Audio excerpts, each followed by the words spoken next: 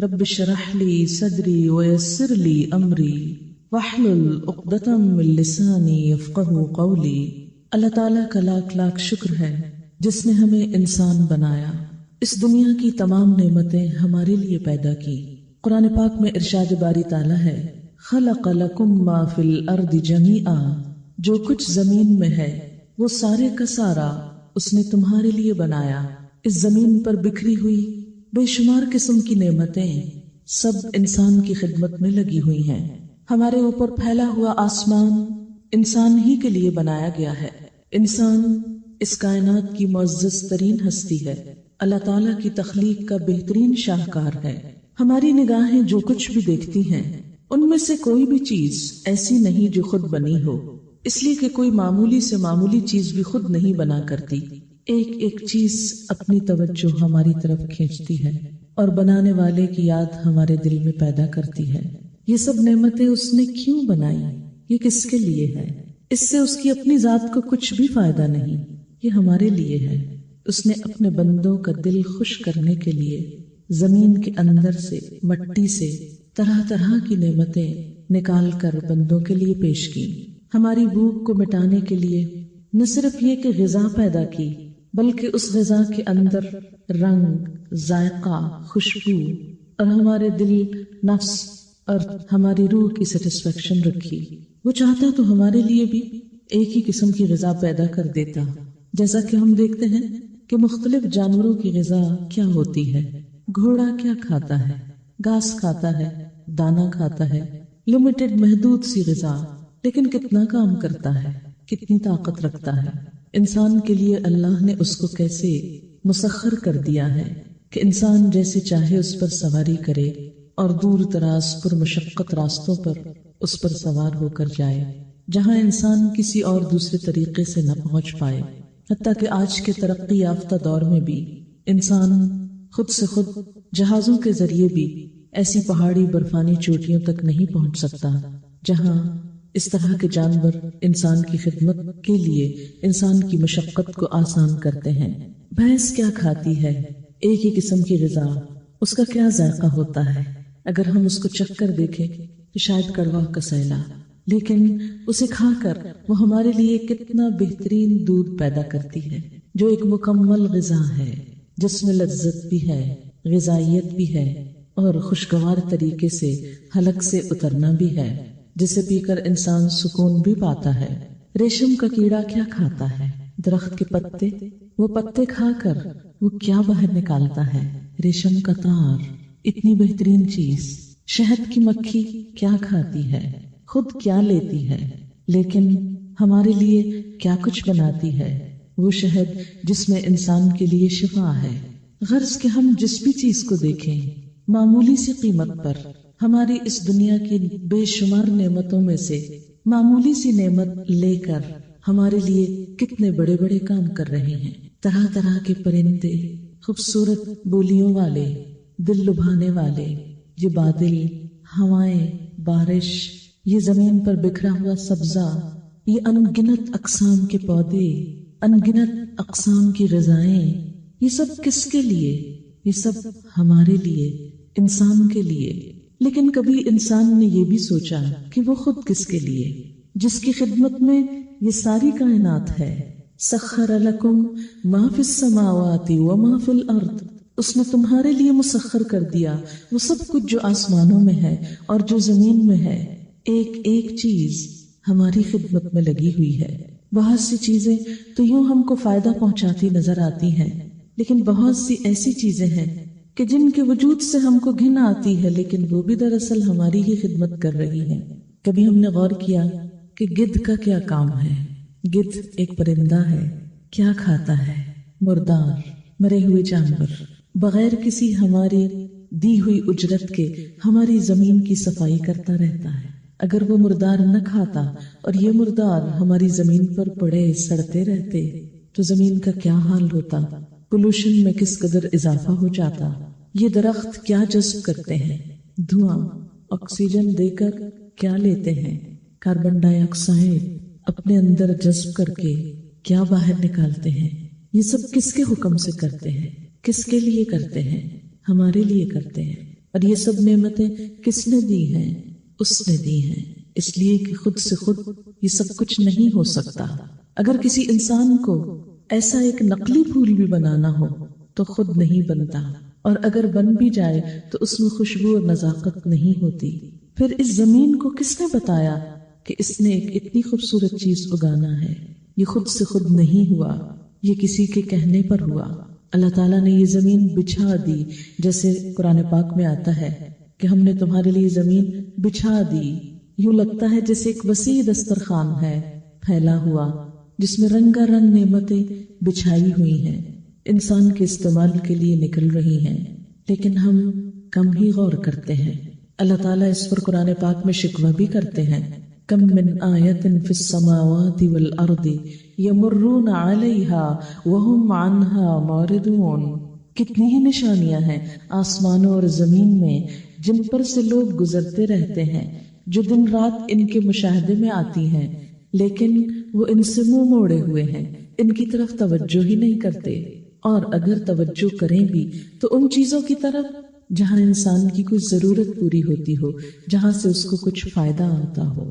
لیکن پھر آپ دیکھیے کہ فائدہ اٹھانے کے بعد بھی ہم اس کا شکر کم ہی ادا کرتے ہیں جس نے ہم کو یہ فائدہ پہنچایا۔ پیاس کتنی اذیتناک چیز ہے، لیکن کتنی مرتبہ ایسا ہوتا ہے کہ پانی پی کر ہم اس کو بھی یاد کر لیں، اس کا بھی شکریہ ادا کر دیں کہ جس نے یہ بنایا ہماری ضرورت پوری کرنے کے لیے، ہماری زندگی کی بنیاد اس نے ہمیں ڈھیروں ڈھیر عطا کی۔ قرآن پاک میں اللہ تعالیٰ فرماتے ہیں افرأیتم ان اصبح ماؤکم غورا فمن یأتیکم بماء معین۔ کیا تم نے کبھی غور کیا کہ اگر وہ تمہارا پانی گہرائی میں لے جائے، بہتے چشمے اگر سوکھ جائیں، فمن یأتیکم بماء معین، تو کون تمہیں بہتا پانی لے کر دے گا؟ کون تمہارے لیے بہتے چشمے لے کر آئے گا؟ کوئی بھی نہیں۔ لیکن یہ نعمتیں جب ہم کو فراوانی سے ملتی ہیں تو آخر کیا وجہ ہے کہ ہم دینے والے کو بھولے رہتے ہیں؟ اس نے تو ہمارے لیے سب کچھ بنا دیا، لیکن ہم اس کا حق کتنا ادا کرتے ہیں؟ ہم اس کی طرف کتنی توجہ کرتے ہیں؟ ہم اس کو اپنے دل میں جگہ کیوں نہیں دیتے؟ ہم اسے اپنی سوچوں کا مرکز کیوں نہیں بناتے؟ یہ کائنات دیکھ کر وہ ہم کو یاد کیوں نہیں آتا؟ ہم اس کے آگے جھک کیوں نہیں جاتے؟ وہ جس کی تسبیح میں زمین و آسمان کی ہر چیز لگی ہوئی ہے، ہم اس کی تسبیح کیوں نہیں کرتے؟ وَإِن مِّن شَيْءٍ إِلَّا يُسَبِّحُ بِحَمْدِهِ وَلَٰكِن لَّا تَفْقَهُونَ تَسْبِيحَهُمْ۔ زمین و آسمان کی کوئی چیز ایسی نہیں کہ جو اس کی حمد کے ساتھ اس کی تسبیح نہ کرتی ہو، لیکن تم ان کی تسبیح سمجھتے نہیں۔ اس کائنات کا ذرہ ذرہ اللہ کی تسبیح بیان کرتا ہے، لیکن کتنے افسوس کی بات ہے کہ ہم انسان جنہیں اللہ نے بہترین کلام کی توفیق بخشی، وہ تسبیح نہیں کرتے، وہ اس کو یاد نہیں کرتے، وہ اس کا ذکر نہیں کرتے۔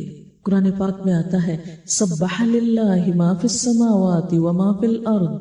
اللہ کی تسبیح کرتی ہے ہر وہ چیز جو آسمانوں میں ہے اور جو زمین میں، ایک ایک پتا اس کی تسبیح کرتا ہے، ایک ایک ذرہ اس کی حمد و ثنا بیان کرتا ہے، لیکن ہم بسا اوقات دنوں تک اس کو یاد نہیں کرتے، اس کا ذکر نہیں کرتے۔ ہر چیز اس کے آگے جھکی ہوئی ہے۔ قرآن پاک میں آتا ہے وَلِلَّهِ يَسْجُدُ مَن فِي السَّمَاوَاتِ وَالْأَرْضِ۔ اللہ کے آگے سجدہ کر رہی ہے ہر وہ چیز جو آسمانوں میں ہے اور وہ جو زمین میں ہے، ہر چیز اس کے آگے سجدہ ریز ہے۔ ایک اور جگہ پر آتا ہے پہاڑ بھی، جانور بھی اور دیگر تمام چیزیں اور بہت سے لوگ بھی، لیکن کچھ لوگوں پر تو گمراہی چسپاں ہو کر رہ گئی، وہ تو بھٹک رہے ہیں، وہ بھولے ہوئے ہیں۔ اگر ہر چیز اس کے آگے سجدہ ریز ہے، اس کی اطاعت کرتی ہے، تو آخر ہم اس کی اطاعت کیوں نہیں کرتے؟ اس کی طرف توجہ کیوں نہیں کرتے؟ اس کی جناب میں اپنی پیشانی زمین پر رکھنا ہم کو کیوں مشکل لگتا ہے، جبکہ اس کے انعامات ہمارے ہی لیے سب سے بڑھ کر ہیں۔ جتنی بھی بے شمار مخلوقات ہیں، ان کے پاس بولنے کی قوت اس طرح نہیں جیسے ہم کو ملی۔ سورۃ الرحمن میں اللہ تعالیٰ فرماتے ہیں الرحمن علم القرآن خلق الانسان علمہ البیان۔ رحمان جس نے قرآن کی تعلیم دی، جس نے انسان کو تخلیق کیا اور انسان کو بولنا سکھایا، علمہ البیان۔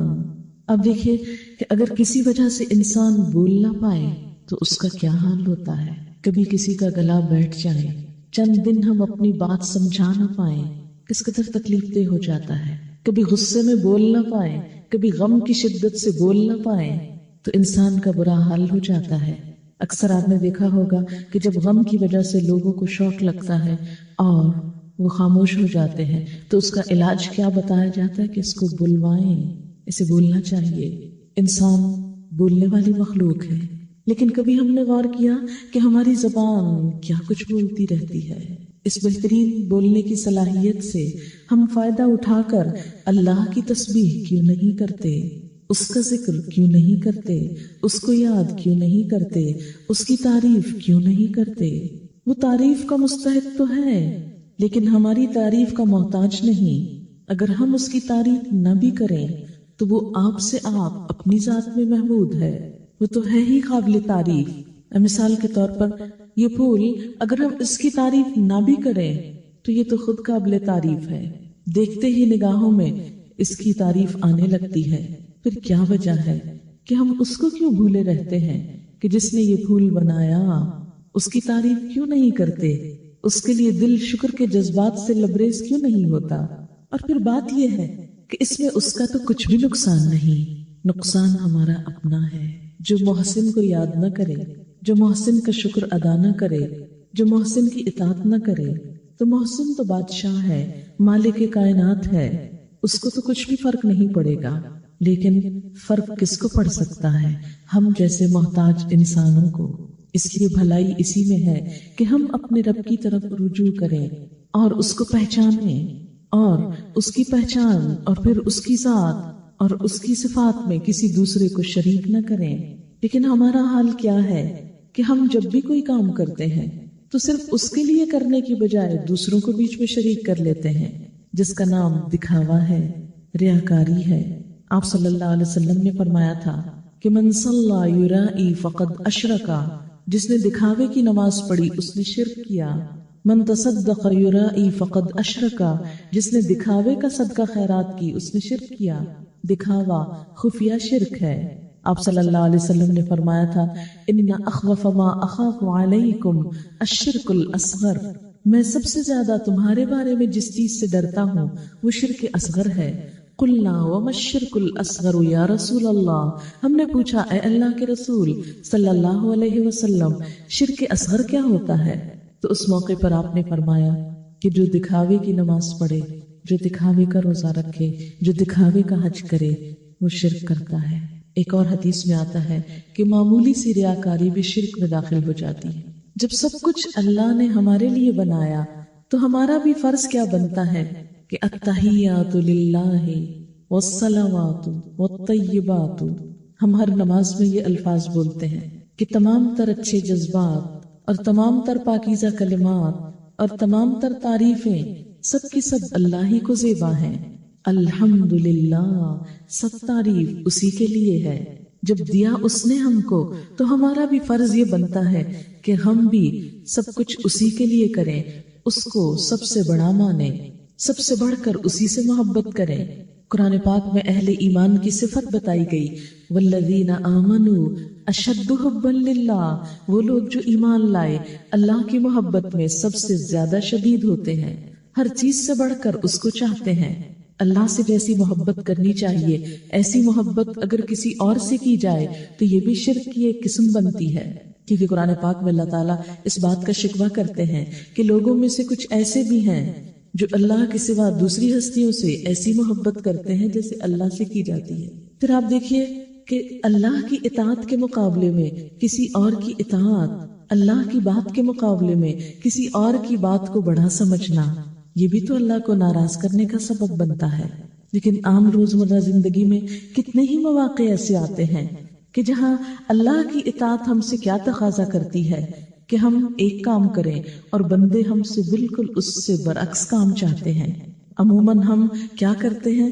جو بندے چاہتے ہیں وہ کر جاتے ہیں، اور جو اللہ چاہتا ہے اس کو چھوڑ دیتے ہیں۔ کبھی ہم اپنے نفس کی خواہشات کو سامنے لے آتے ہیں اور اللہ کی بات کو پیچھے کر دیتے ہیں۔ مثلاً ایک نمازی کی بات لے لیجئے، صبح کے وقت آذان ہوتی ہے، ہم میں سے ہر ایک اپنے آپ سے پوچھے کہ ہم میں سے کتنے لوگ وہ آذان سنتے ہیں؟ زندگی میں کتنے دن ہم نے فجر کی آذان سنی؟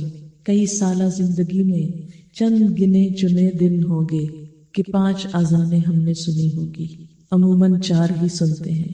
اس وقت تو ہم گہری نیند میں ہوتے ہیں جب فجر کی آذان ہوتی ہے، اور اگر آنکھ کھل بھی جائے تو الارم پہ ہاتھ رکھ کے بند کر دیتے ہیں۔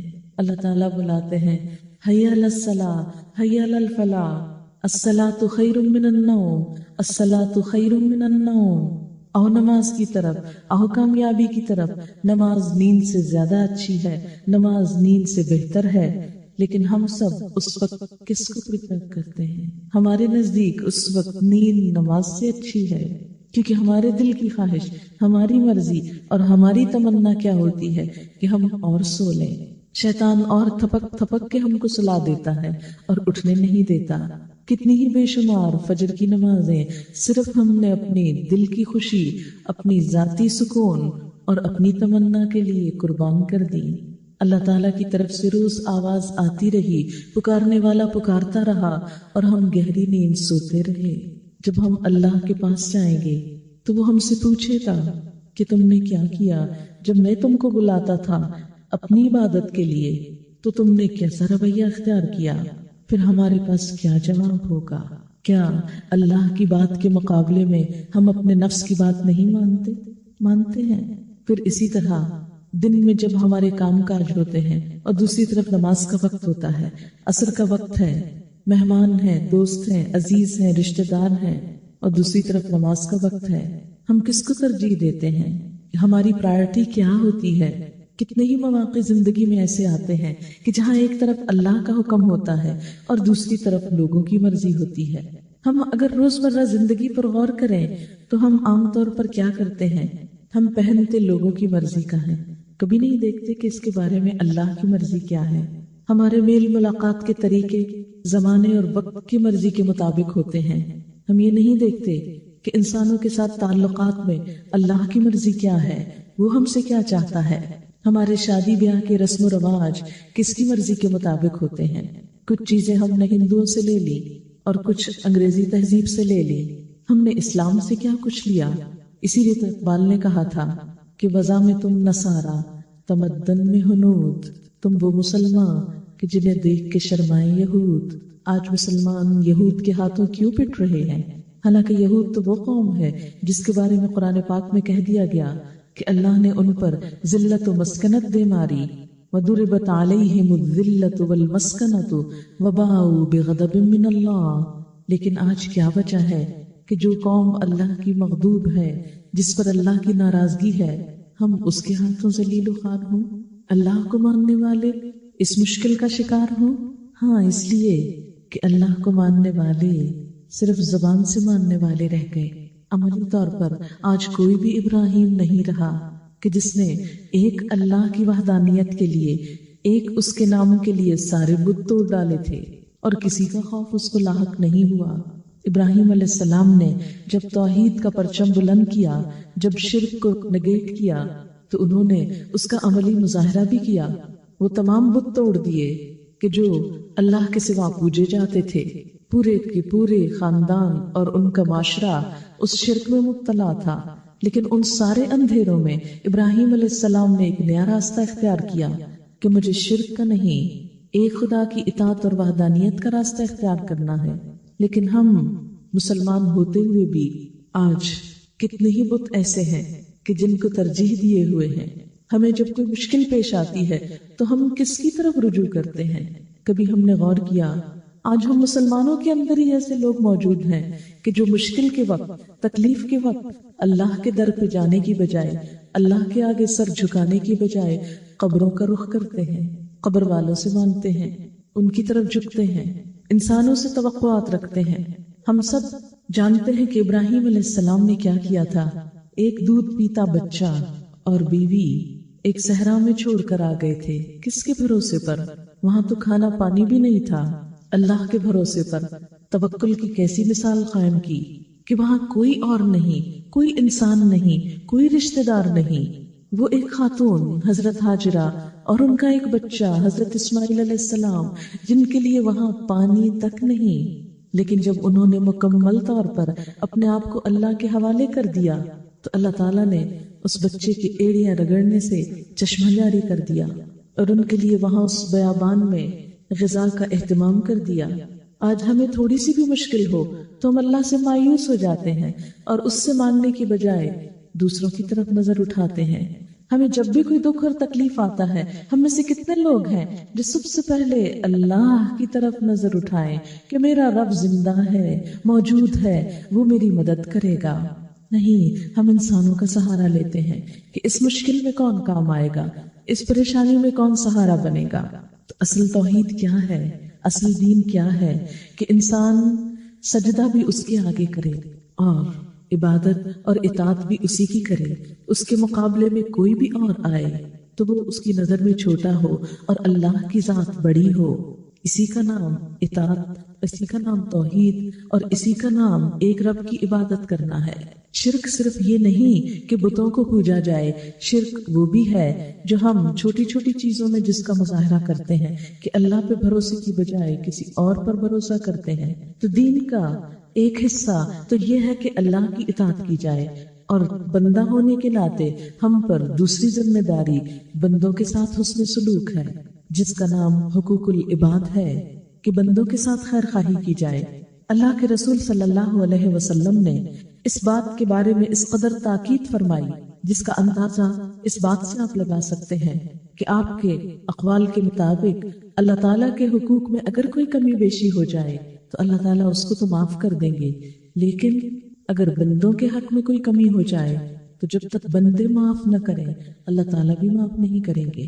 اور پھر کیا ہوگا کہ اس روز سب انسانوں کو حق دیا جائے گا کہ وہ اپنا بدلہ لے لیں، لیکن بدلہ لینے کے لیے اس روز نہ تو مال و دولت ہوگا کہ انسان اس سے بدلہ دے سکے، اور نہ ہی مارنے سے کوئی بدلہ چکایا جا سکے گا۔ تو پھر کیسے بدلہ ہوگا؟ آپ نے فرمایا کہ بدلہ اس طرح ہوگا کہ اس نیک انسان کی نیکیاں حقداروں میں تقسیم کر دی جائیں گی۔ مثلا اگر ایک شخص نے کسی کو گالی دی ہوگی ناحق، تو قیامت کے دن کیا ہوگا؟ جتنے درجے کی گالی تھی، جتنے وزن کی تھی، اتنے وزن کی نیکیاں اس شخص کے اعمال نامے سے لے کر اس کو دے دی جائیں گی جس کو گالی پڑی تھی۔ کسی کی بیک بائٹنگ کی، عام طور پر لوگ پیٹ پیچھے دوسروں کی برائیاں کرتے چلے جاتے ہیں بے وجہ میں، صرف اپنے دل کا غصہ ٹھنڈا کرنے میں، کبھی ایک سے کرتے، کبھی دوسرے سے، کبھی تیسرے سے، لیکن ہم کبھی نہیں سوچتے کہ جو برائی ہم کسی کی کر رہے ہیں وہ بظاہر تو برائی کر رہے ہیں، لیکن دراصل اس برائی کے اندر اپنی نیکیاں لپیٹ کے اس کو بھیج رہے ہیں۔ قیامت کے دن کیا ہوگا کہ دنیا میں جس کی برائی کی ہوگی ان سب کے لیے انسان کی نمازوں روزوں کی نیکیوں میں سے نکال کر جن کی برائی ہوگی ان کی طرف وہ نیکیاں منتقل کر دی جائیں گی، اور اس طرح بالآخر وہ انسان جو پہاڑوں برابر نیکی لے کر آئے گا بالکل مفلس قلاش ہو کر بیٹھ جائے گا، اور ابھی بھی لوگ کھڑے ہوں گے جو اپنا حق مانگتے ہوں گے، لیکن اس کے پاس اب دینے کو کچھ نہیں۔ اب ان کی برائیاں لے کر اس کے پلے میں ڈال دی جائیں گی اور ان کی سزا بھی یہ بھگتے گا۔ یہ ہے انسانوں کو ستانے کا صلہ، لیکن ہم اس کے بارے میں بہت کم سوچتے ہیں۔ دھوکہ، فریب، جھوٹ، بدعہدی، وعدہ خلافی، یہ چیزیں اتنی عام ہو گئی ہیں کہ عموماً ہم کو احساس بھی نہیں ہوتا کہ ہم کسی دوسرے کو ستانے کا سبب بن رہے ہیں۔ تو بندوں کے حقوق میں اللہ تعالیٰ نے تمام انسانوں کا حق رکھا ہے۔ اس کی ابتدا خود اپنی ذات سے ہوتی ہے۔ وہ کس طرح کہ انسان کی اپنی ذات کے لیے، مثلا انسان کے لیے حق ہے کہ وہ اپنی جان کو بچائے، اپنی جان کو ہلاکت میں نہ ڈالے، کوئی ایسا کام نہ کرے کہ جس سے اس کی جان ضائع ہونے کا خطرہ ہو۔ اسی طرح انسان کا حق ہے کہ اس کے مال کو تحفظ ملے، کوئی ایسا کام نہ کرے کہ جس سے اس کے مال کا نقصان ہو۔ انسان کو اللہ نے حق دیا، شریعت نے حق دیا کہ اس کی عزت کا تحفظ ہو، کوئی ایسا کام نہ کرے کہ جس سے انسان دوسروں کی نگاہ میں ذلیل ہو، کوئی ایسا کام نہ کرے جس سے انسان کی عقل کا نقصان ہو، کوئی ایسا کام نہ کرے جس سے انسان کے دین کا نقصان ہو۔ دین اسلام انسان کو اس کے انڈیویجول انفرادی اور اس کے اپنے حقوق دینے کو آیا ہے۔ پھر اس کے بعد اپنی ذات کے بعد سب سے پہلا حق جس کا بتایا گیا وہ انسان کے والدین ہیں، پھر اس کے بعد رشتہ دار ہیں، پھر اس کے بعد انسان کے ہمسائے ہیں، پھر غریب اور یتیم ہیں، پھر ایک شہر میں رہنے والے لوگ، ایک معاشرے میں رہنے والے لوگ، ایک ملک میں رہنے والے لوگ، اور پوری دنیا کے لوگ، خواہ وہ مسلمان ہوں یا غیر مسلم ہوں۔ اور اس کے بعد نہ صرف یہ کہ انسان بلکہ اس کے علاوہ بھی جو دیگر مخلوق ہے ان کے بھی حقوق بتائے گئے۔ اسلام تو جانوروں تک کے حقوق بتاتا ہے کہ کسی جانور کو ستایا نہ جائے، اسے پریشان نہ کیا جائے۔ ایک عورت جو بہت نمازی تھی، اس نے ایک بلی کو اندر باندھ کر بھوکے مار دیا۔ نبی صلی اللہ علیہ وسلم کے پاس اس کا واقعہ بتایا گیا تو آپ نے فرمایا اس بلی کو بھوکا مارنے کی وجہ سے اس عورت کا ٹھکانہ جہنم میں ہے، اگرچہ وہ نماز پڑھتی تھی۔ یعنی اگر انسان ناحق ناروا کسی جانور کو بھی ستاتا ہے تو اس کے بدلے میں بھی وہ اپنی جان کو ہلاکت میں ڈالتا ہے۔ اسی طرح پانی کا بھی حق ہے۔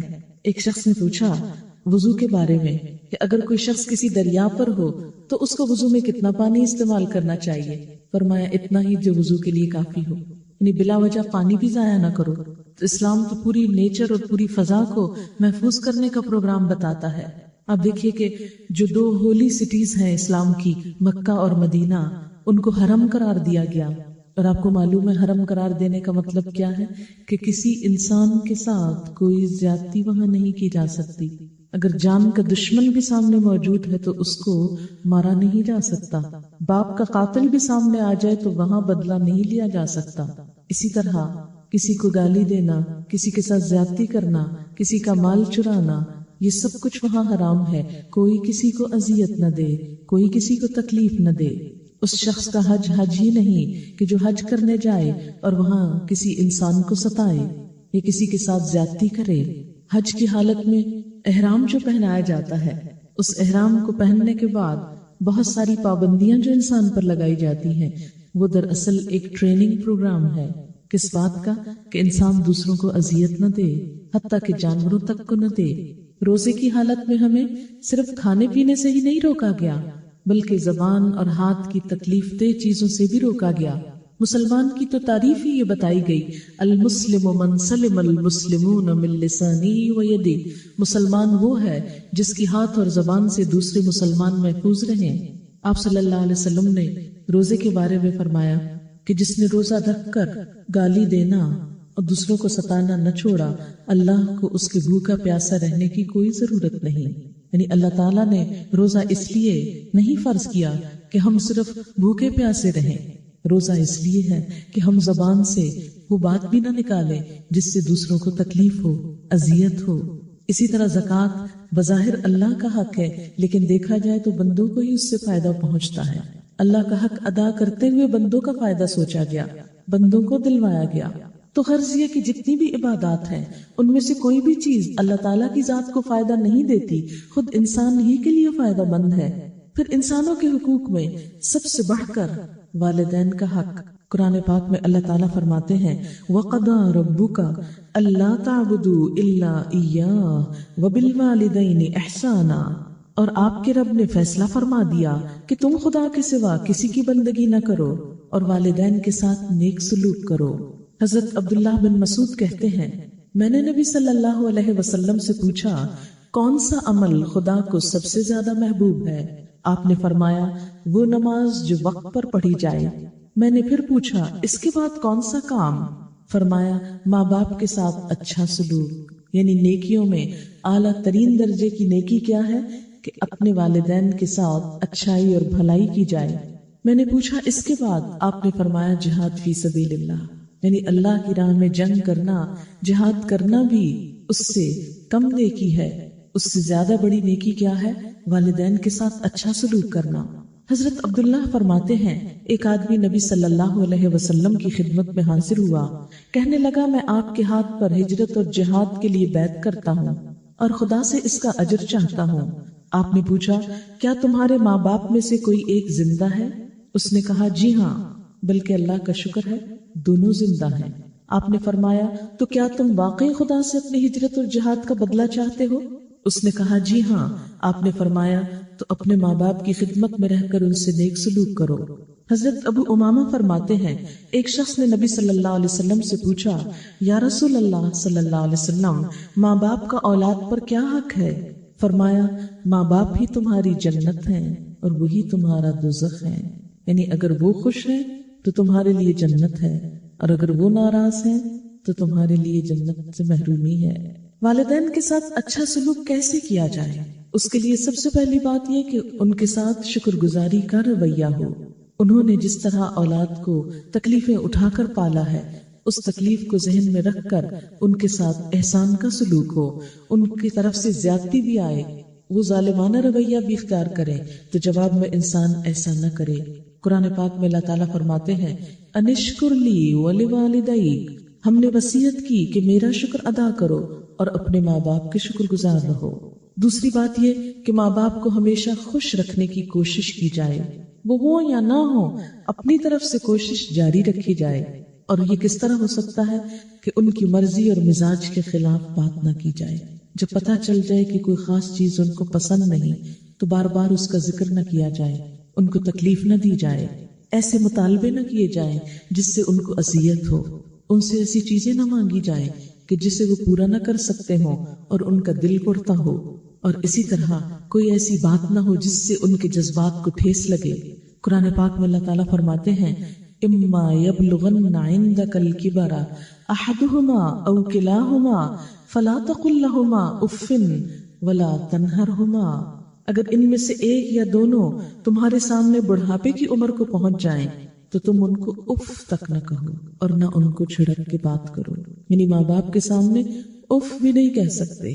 اف انسان کب کہتا ہے؟ جب بہت تکلیف میں ہوتا ہے، اف کہ بہت ہو گیا، فرمایا نہیں، سامنے نہ کہو ان کے اف۔ اتنا ادب اور احترام، اور خاص طور پر جب انسان بوڑھا ہو جاتا ہے، بڑا ہو جاتا ہے تو قوت برداشت کم ہو جاتی ہے۔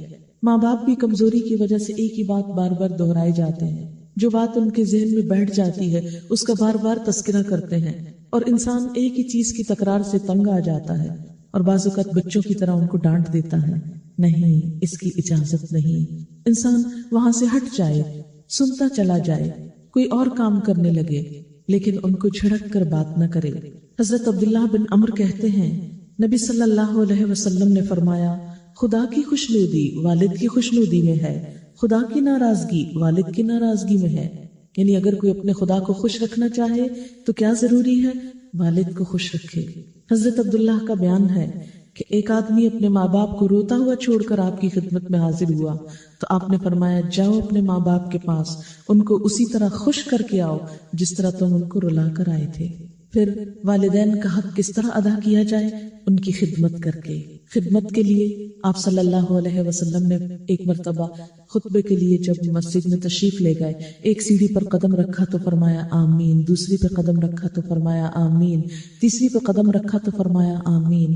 لوگوں نے پوچھا یا رسول اللہ صلی اللہ علیہ وسلم آپ نے کس کی دعا پر آمین کہا ہے؟ فرمایا جب پہلی سیڑھی پر قدم رکھا تو جبریل میرے پاس آئے، دوسری پر بھی اور تیسری پر بھی، اور تیسری سیڑھی پر قدم رکھتے ہوئے جبریل نے یہ دعا کی کہ جو شخص والدین کو دونوں یا ان میں سے ایک کو بڑھاپے کی حالت میں پائے اور پھر ان کی خدمت کر کے جنت نہ کمائے، اس پر ساری مخلوق کی لعنت، یعنی وہ اللہ کی رحمت سے محروم ہو۔ تو اس پر میں نے آمین کہا۔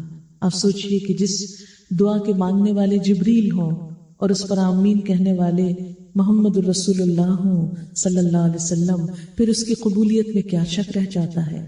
لیکن بہت دفعہ دلدوز مناظر دیکھنے میں آتے ہیں کہ والدین خدمت تو کیا اولاد کی شکل دیکھنے کو ترستے ہیں، اور بچوں کے پاس وقت نہیں کہ وہ اپنے دنیا کے کام کاروبار چھوڑ کر کسی وقت ماں باپ کو صرف اپنی شکل دکھانے کے لیے ہی حاضر ہو جائیں۔ پھر اسی طرح ادب و احترام سے بات کرنی چاہیے۔ قرآن پاک میں اللہ تعالیٰ فرماتے ہیں وَقُلْ لَهُمَا قَوْلًا كَرِيمًا، اور ان سے احترام کی بات کرو۔ ایک مرتبہ حضرت عبداللہ بن عمر نے حضرت ابن عباس سے پوچھا کیا آپ یہ چاہتے ہیں کہ جہنم سے دور رہیں اور جنت میں داخل ہوں؟ انہوں نے جواب دیا کیوں نہیں، خدا کی قسم یہی چاہتا ہوں۔ حضرت ابن عمر نے پوچھا آپ کے والدین زندہ ہیں؟ ابن عباس نے کہا جی میری والدہ زندہ ہے۔ تو ابن عمر نے فرمایا تم ان کے ساتھ نرمی سے گفتگو کرو، ان کے کھانے پینے کا خیال رکھو تو ضرور جنت میں جاؤ گے، بشرطے کہ کبیرہ گناہوں سے بچو۔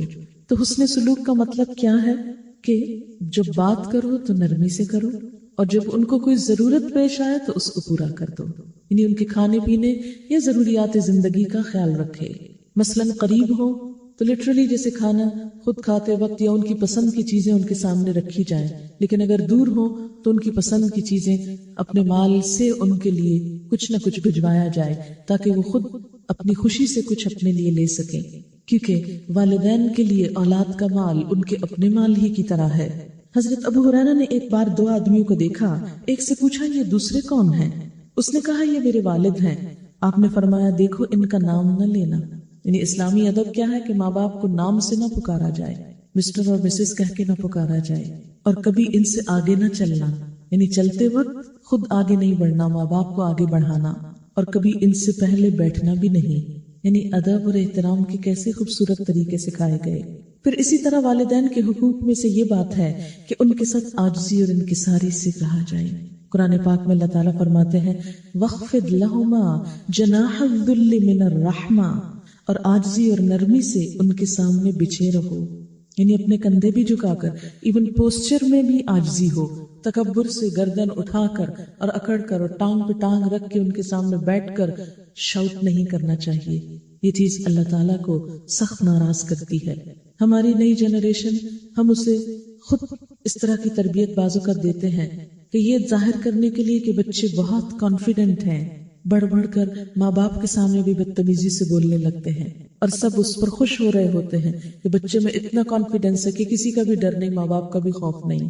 حالانکہ قرآن پاک کی ایک سورت کیا کہتی ہے وَيْلٌ لِّكُلِّ هُمَزَةٍ لُمَزَةٍ، ہلاکت ہے ہر تانا دینے والے کے لیے اور عیب لگانے والے کے لیے، یعنی جو بڑھ بڑھ کے بولتا ہے اور بڑوں کو بے عزت کرتا ہے۔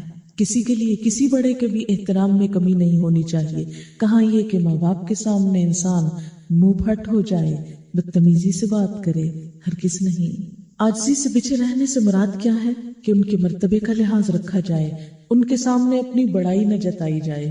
بعض اوقات کیا ہوتا ہے کہ اولاد زیادہ پڑھ لکھ جاتی ہے یا ماں باپ نے غربت میں وقت گزارا ہوتا ہے، اولاد کے پاس مال زیادہ آ جاتا ہے، یا اسی طرح دنیا کی کوئی اور کامیابی حاصل ہو جاتی ہے، تو کبھی اس کامیابی کو پا کر انسان ماں باپ کو حقیر نہ سمجھے، اپنے سے چھوٹا نہ سمجھے کہ آپ تو کچھ نہیں جانتے، آپ کو کیا معلوم دنیا کہاں جا رہی ہے۔ ٹھیک ہے، اگر آپ کو زیادہ معلوم ہو بھی گیا ہے تو ماں باپ کو مت جتائیے۔ پھر والدین کے حقوق میں سے ہے کہ ان کے ساتھ محبت کا اظہار کیا جائے۔ جو شخص اپنی ان شکایات کو نظر انداز کر کے والدین کے اوپر رحمت و شفقت کی نظر ڈالتا ہے تو اس کے لیے واقعی ایک مشکل کام ہوتا ہے، تو اس پر اجر بھی زیادہ ہے۔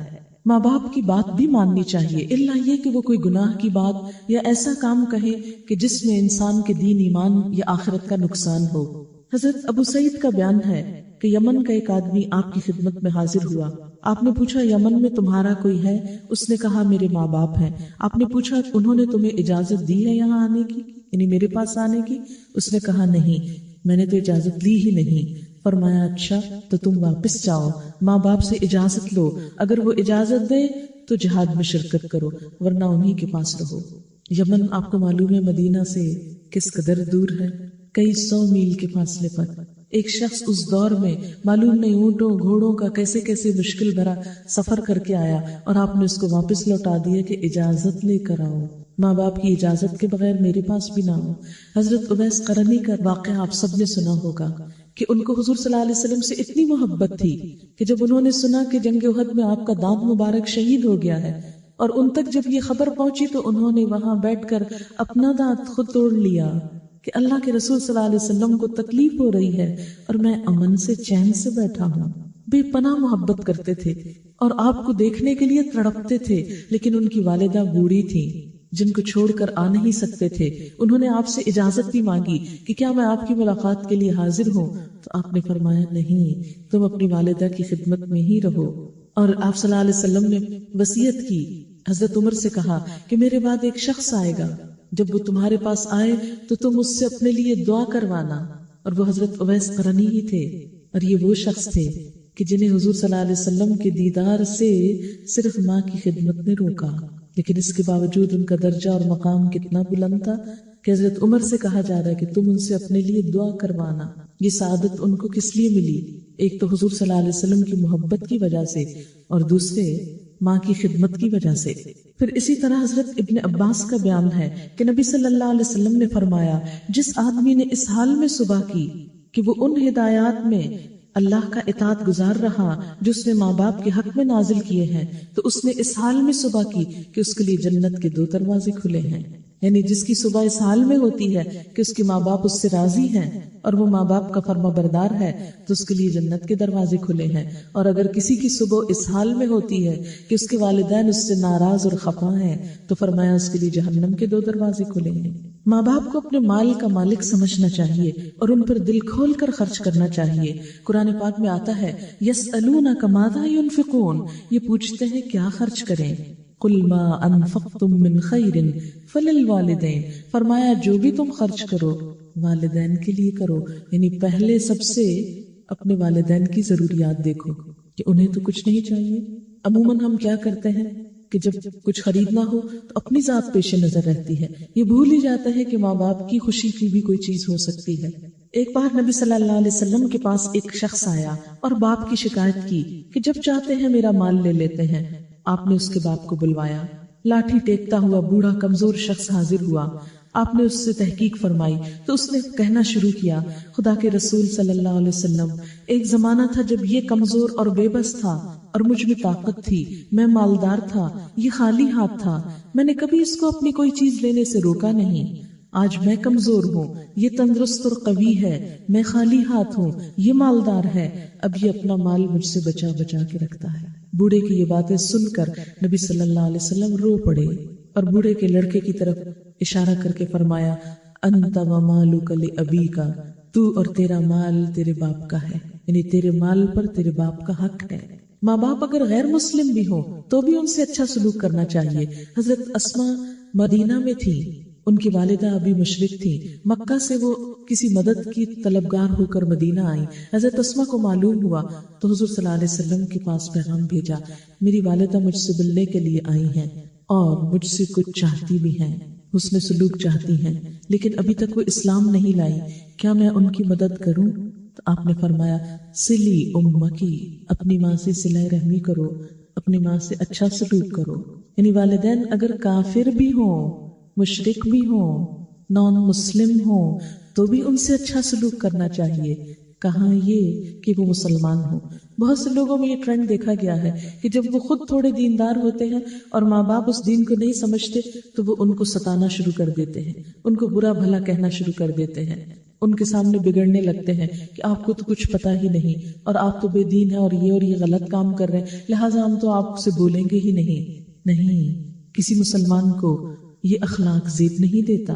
ماں باپ اگر غلطی بھی کرتے ہوں تو ان کی غلطی پر بھی ان کو آسان طریقے سے آگاہ کرنا چاہیے. بدتمیزی اور بد اخلاقی کا کوئی جواز ہی نہیں. اسی طرح ماں باپ کے لیے دعا کرتے رہنا چاہیے. قرآن پاک میں اللہ تعالیٰ نے والدین کے لیے خود ایک دعا سکھائی ہے، وَقُلْ رَبِّ ارْحَمْهُمَا كَمَا رَبَّيَانِي صَغِيرًا، اور آپ کہہ دیجئے کہ اے رب ان دونوں پہ رحم فرما جس طرح انہوں نے بچپن میں مجھ کو پالا تھا. ہمیں اپنی دعاؤں میں یہ دعا اللہ کے حکم کے مطابق شامل کر لینی چاہیے. رب ارحمہما کما ربیانی صغیرا. باپ کے مقابلے میں بھی ماں کا حق 3 گنا زیادہ ہے. ایک شخص نبی صلی اللہ علیہ وسلم کی خدمت میں حاضر ہوا اور پوچھا میں سب سے زیادہ اچھا سلوک کس سے کروں؟ آپ نے فرمایا اپنی ماں سے. اس نے 3 مرتبہ یہ سوال دہرایا. آپ نے فرمایا اپنی ماں سے اچھا سلوک کرو. 4تھی مرتبہ جب اس نے سوال کیا تو آپ نے فرمایا اپنے باپ سے، کیونکہ ماں طبعاً زیادہ حساس ہوتی ہے، سینسٹیو ہوتی ہے، جلد ناراض ہو جاتی ہے. ماں کے جذبات باپ کے مقابلے میں مختلف ہوتے ہیں، اس لیے اس کا خیال نسبتاً زیادہ رکھنا چاہیے. ارشاد باری تعالیٰ ہے وَوَصَّيْنَا الْإِنسَانَ بِوَالِدَيْهِ إِحْسَانًا حَمَلَتْهُ أُمُّهُ كُرْهًا وَوَضَعَتْهُ كُرْهًا وَحَمْلُهُ وَفِصَالُهُ 30 شهرًا. ہم نے انسان کو ماں باپ کے ساتھ بھلائی کی تاکید کی. اس کی ماں تکلیف اٹھا اٹھا کر اس کو پیٹ میں لیے پھرتی رہی. تکلیف سے اس کو جنم دیا اور پیٹ میں اٹھانے اور دودھ پلانے کی یہ تکلیف دہ مدت 2.5 سال ہے. یعنی ایک ماں اپنی زندگی کے 2.5 سال ایک بچے کے لیے تکلیفیں اٹھاتی ہے، لیکن بچے جب بڑے ہو جاتے ہیں تو ماں کو کوئی چیز ہی نہیں سمجھتے. یہ اسلامی اخلاق نہیں. حضرت جاہمہ نبی صلی اللہ علیہ وسلم کی خدمت میں حاضر ہوئے اور کہا کہ میرا جہاد کا ارادہ ہے. آپ نے ان کے والدین کے بارے میں پوچھا تو انہوں نے کہا میری والدہ زندہ ہے اور بوڑھی ہے. فرمایا ان کی خدمت میں لگے رہو، یہی تمہارا جہاد ہے. اسی طرح وہ ماں جس نے دودھ پلایا ہو، یعنی جنم تو نہ دیا ہو، رضائی ماں یا ستیلی ماں، اس کے ساتھ بھی اچھا سلوک کرنا چاہیے۔ نبی صلی اللہ علیہ وسلم گوشت تقسیم کر رہے تھے تو ایک خاتون حاضر ہوئی، بوڑھی، لال بالوں والی، یعنی رنگے ہوئے بال ہوں گے مہندی وغیرہ سے۔ تو آپ صلی اللہ علیہ وسلم نے کام چھوڑ کر اپنی چادر لی اور زمین پر بچھا دیا اور اس خاتون کو بٹھایا۔ سب لوگ جو پاس تھے وہ حیران ہوئے کہ یہ کون بوڑھی خاتون ہے جس کو اتنی عزت مل رہی ہے۔ معلوم ہوا کہ یہ وہ خاتون ہے جنہوں نے بچپن میں حضور صلی اللہ علیہ وسلم کو دودھ پلایا تھا۔ تو جس ماں نے صرف دودھ ہی پلایا ہو اس کی بھی اتنی عزت۔ اور اسی طرح ستیلی ماں، ہمارے معاشرے میں ستیلی ماں، اگر اپنی ماں کسی کی فوت ہو جائے اور ستیلی ماں ہو تو اس کو تو انسان ہی نہیں سمجھا جاتا۔ حالانکہ ہم دیکھتے ہیں کہ حضرت یوسف علیہ السلام، ان کی اپنی والدہ فوت ہو چکی تھی، لیکن جب حضرت یعقوب علیہ السلام اپنے باقی بچوں اور اپنی بیوی سمیت مصر میں آئے تو ان سب کو حضرت یوسف علیہ السلام نے عزت دی اور اپنے باپ کے ساتھ اپنی ستیلی ماں کو بھی اپنے قریب عرش پر بٹھایا، یعنی اپنے ساتھ جو ان کی خاص مسند تھی اس پر اپنی ستیلی ماں کو بھی بٹھایا، ان کو بھی ایسی ہی عزت دی جیسے ان کی اپنی والدہ ہوتی تو ان کو وہ عزت دیتے۔ ماں کا تو لفظ ہی بہت معزز ہے، محترم ہے۔ اسی طرح ماؤں میں ایک اور ماں بھی ہے جس کو ساس کہا جاتا ہے، ہمارے معاشرے میں بہت مظلوم ہے اور عموماً اس کو ایک ظالم کی حیثیت میں پورٹری کیا جاتا ہے، لیکن تالی دو ہاتھ سے بچتی ہے، ایک سے نہیں بچتی۔ اگر ساس سے کچھ شکایات ہو سکتی ہیں تو ساس کو بھی ہم سے کچھ ہو سکتی ہیں۔ عام طور پر شکوہ کیا ہوتا ہے، بہو شکایت کرتی ہے کہ ساس اچھی نہیں ملی، اور جب وہ ساس بن جاتی ہے تو کہتی ہے بہو اچھی نہیں ملی۔ لیکن یہ تعلقات بھی اگر انسان احسان کے جذبے سے اور اللہ کا حکم سمجھتے ہوئے بڑوں کے احترام کے جذبے کے ساتھ ان کے ساتھ بھی اگرچہ ان کی زیادتی بھی ہو اور اچھا سلوک کرے تو یہ انسان کے اپنے اخلاق کی دلیل ہے۔ کسی کی زیادتی کے جواب میں اچھا سلوک کرنا خود انسان کے اپنے اخلاق کی بلندی کی علامت ہے۔ اگر ایک شخص زیادتی کر رہا ہو اور جواباً دوسرا بھی زیادتی شروع کر دے تو دونوں کا لیول برابر ہو جاتا ہے۔ صرف اپنے حقوق جان کر نہیں، کچھ سیکریفائس کر کے اس اچھے انسانی تعلقات کا آغاز مسکرانے سے اور سلام میں پہل کرنے سے، اگر یہ دو چیزیں ساتھ رہیں تو انشاءاللہ بہت سے مشکل مرحلے آسانی سے طے ہو جائیں گے۔ آج کے لیے بس یہی چند باتیں آپ کی خدمت میں گوش گزار کرنا تھی۔ اللہ کرے کہ ان میں سے کچھ تو عمل میں رہ جائیں، اگر رہ گئی تو میں سمجھوں گی کہ میرا آنا کسی کام آ گیا۔ اللہ تعالیٰ آپ سب کو دنیا اور آخرت کی بہترین خوشیاں عطا کرے اور ہم سب کو بہترین انسان بنائے اور جنت جیسی پرامن بستی میں رہنے کے قابل بنائے۔ وآخر دعوانا ان الحمد للہ رب العالمین۔ السلام علیکم ورحمۃ اللہ وبرکاتہ۔